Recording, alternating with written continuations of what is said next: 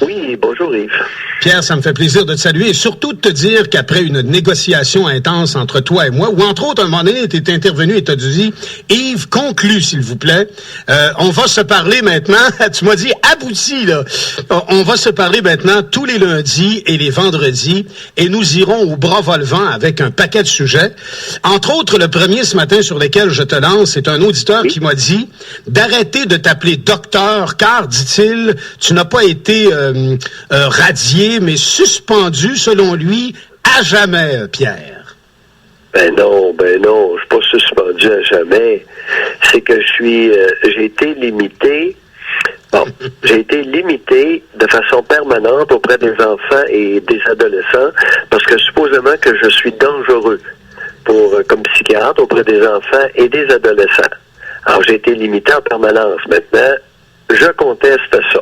Deuxièmement, j'ai été radié temporairement pour 1 an dans le dossier disciplinaire 175 et là, il reste 2 mois à purger.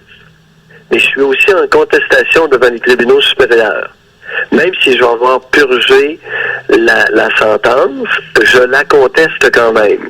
Tu comprends? Alors, le 1er mai, je reviens en pleine pratique psychiatrique. Dans le dossier disciplinaire 140, j'ai été radié provisoirement 2 ans, mais j'ai obtenu un sursis de ces radiations de 2 ans-là, dans le dossier 640, pendant tout le temps que va durer la procédure devant la Cour d'appel du Québec. Pierre, tous les vendredis, je vais... Alors concrètement, le 1er mai, au plus tard, je reviens en selle. Je suis en pleine pratique psychiatrique auprès des adultes et des vieillards. Mais 18 ans, moi, un jour, je suis dangereux. 18 ans et un jour, j'accueille tout le monde. Pierre, je veux te dire que les vendredis, je serai en compagnie de Marie, que je te présente à l'instant. On se connaît déjà, Dr Mailloux. Ah oui, Marie. Marie Saint-Laurent, on s'est déjà parlé par le passé. Je suis contente de vous retrouver ce matin. Ben oui, Marie Saint-Laurent, écoutez, par le passé lointain. Je suis désolée pour la disette, mais vous savez ce que c'est la radio, hein? Ça vient, ça part. Alors là, on était dû pour se retrouver. Ah oui, ben écoute, on va brasser. on va brasser. Au moins, ça se vient.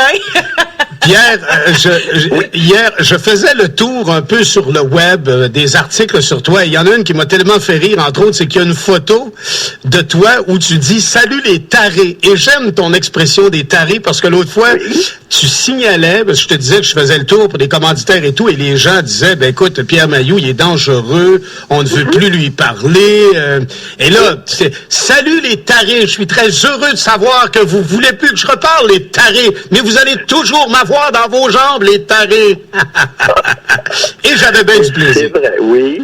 Et je le pense vraiment. Maintenant, ce qui est peut-être important de définir, qu'est-ce que c'est qu'un taré? Oui. Oui, voilà. Oui. Bon, parce que j'ai fait toutes sortes de déclarations dans le passé, et surprenamment, il n'y a jamais personne qui me demande ce que je veux dire. Peut-être qu'ils vous le demandent pas parce qu'ils n'ont pas de dedans. De société. Bon, il n'y a jamais personne qui a dit « Qu'est-ce que tu veux dire par là? » Alors, salut les tarés. C'est quoi un taré? Alors, c'est quoi une tare? Une tare, c'est un défaut qui peut être génétiquement acquis ou acquis par l'éducation. Bon, alors là, une tare, c'est un défaut. C'est quelque chose qui manque. Et c'est vraiment important, les amis, c'est ça, l'histoire des tarés, parce que on peut être porteur d'une tare génétique, on peut être porteur d'une tare culturelle ou d'une tare familiale. Par exemple, dans des familles, il y a beaucoup de pères qui transgressent sexuellement avec le fille, qui fourrent le fille. Pour ceux qui n'ont pas compris le mot transgression, ça veut dire faire quelque chose que normalement, naturellement, tu fais pas. Alors, il y a une composante génétique à la transgression sexuelle père-fille. Dans certaines familles, sans que ce soit génétiquement transmis, il y a des individus qui vont se permettre des comportements sexuels. Ils se promènent tout nus devant leurs enfants. La douche, comprends-tu? Le père prend la douche avec sa fille. Le père séparé couche avec sa grande de 10 ans, 11 ans, 12 ans. Mais oui, mais docteur, je la vois juste une fin de semaine sur 2. Il couche avec dans le lit. Il n'y a pas de relation sexuelle. Il couche avec. Dans le même lit. Alors, il y a des tares génétiques. On parle juste de la problématique sexuelle, là, comme exemple. Il y a des tares qui sont acquises. Il y a des tares, par exemple, dans certaines familles, la mère embrasse le petit gars sur la bouche et le père embrasse sa fille sur la bouche. Elle a 2 ans, elle a 5 ans, elle a 8 ans, elle a 12 ans, il l'embrasse encore sur la bouche. Alors ça, c'est une tare. Ben oui, puis là, ben oui, mais docteur, c'est comme ça dans notre famille que tout le monde fait ça. Tare familiale. Alors, c'est un défaut transmis d'une génération à l'autre par les familles, dans certaines familles. Ah, c'est ça que je voulais vous dire concernant les tarés. Les tarés. C'est une expression qui, pour moi, n'est pas une insulte, mais un constat. Je constate qu'au Québec, il y a un maudit paquet de tarés Québécois tarés, soit sur le plan génétique, soit sur le plan culturel. Ou familial. Par exemple, beaucoup de Québécois sont tarés par rapport à l'envie, la jalousie. Oui. Ils vont, puis j'en ai même dans ma famille. Alors, ils sont rongés par l'envie. Ils veulent enlever le fruit de la réussite à un de leurs proches. Puis ils vont tout faire.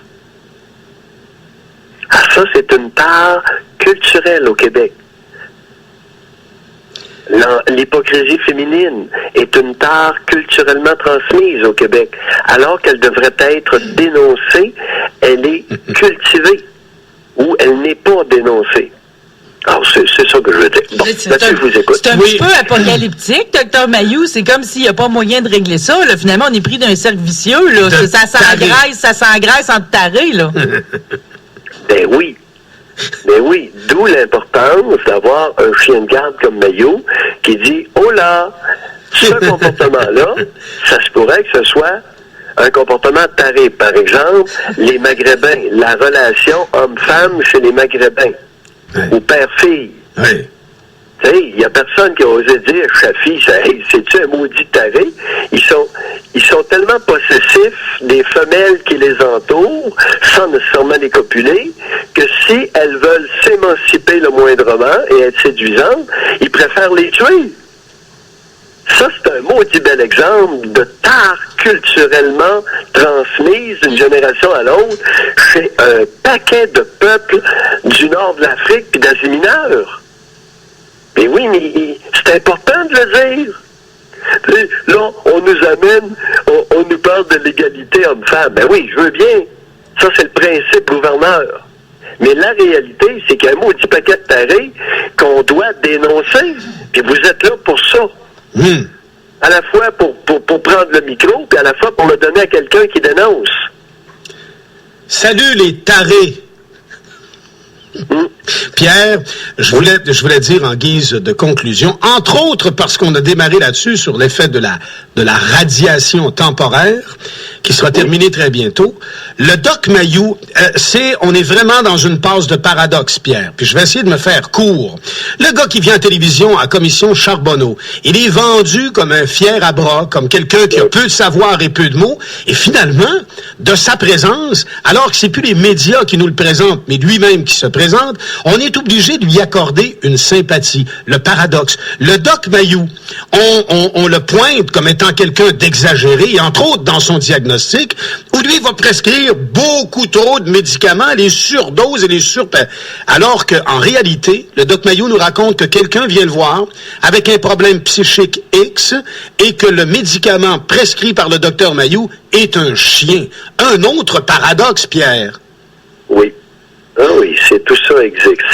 Alors, je suis le psychiatre au Québec qui donne les plus hautes doses d'antipsychotiques utilisées dans le monde pour traiter les gros cas de schizophrénie. Mais je suis le psychiatre au Québec qui donne le moins de médicaments. Je fais de la psychanalyse. Je fais de la psychothérapie. Je peux donner des conseils de l'ordre de celui que tu viens mentionner. Alors, j'essaie d'ajuster un traitement particulier à chaque cas que j'évalue. Et tu n'es... Et si ça prend des mégadoses antipsychotiques, ils vont l'avoir. Mais je ne donne pas de mégadoses de médicaments en général. Ton instinct... Une famille précise. Ouais. Ton instinct premier, en tant que psychiatre, n'est pas de sauter sur un barème médicamenteux immédiatement à la première consultation. Au contraire, tu y es même presque réticent. Et avant, tu vas passer par toute méthode qui ne soit pas médicamenteuse, mais qui risque aussi de faire un résultat analogue. C'est ça? Oui, exactement. Et si vous consultez mon profil de prescription de médicaments à la RAMQ, à la Régie de l'assurance maladie du Québec, vous allez découvrir, j'en suis convaincu, et vous pouvez le faire, vous avez le droit de le faire, vous allez découvrir que je suis le psychiatre au Québec qui prescrit le moins de médicaments à ses patients. Merci, Pierre, de cette précision. Merci, docteur. Je voulais te demander en même temps une suggestion parce que je veux faire un peu de publicité de ta présence. Est-ce qu'on pourrait appeler ta chronique et ton passage « Salut les tarés » avec le docteur Mailloux? Bon, mais si, OK, il y a une chose, Marie. Si je vous suggérais d'utiliser un terme positif. Oui, qui serait?